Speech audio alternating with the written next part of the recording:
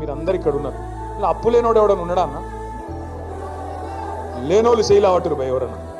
అప్పు లేనోడు నీకు అప్పు లేదా? నేను అసెంబ్లీలో అడిగితే ఎవ్వరు శైలి అవ్వట్లేదు. ఎమ్మెల్యేలు అందరూ ఒక్కడే శైలి అవ్వట్టిండు బట్టి విక్రమార్క.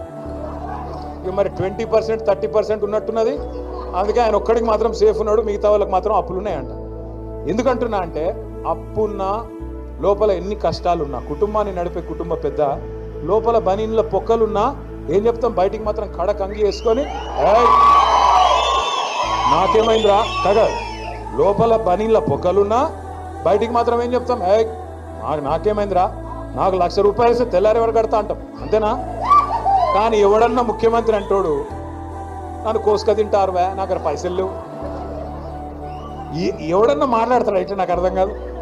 నా రాష్ట్రం ఎయిడ్స్ పేషెంట్, నా రాష్ట్రం క్యాన్సర్ పేషెంట్, ఎవడన్నా వస్తాడా నీ కాడికి? AIDS patient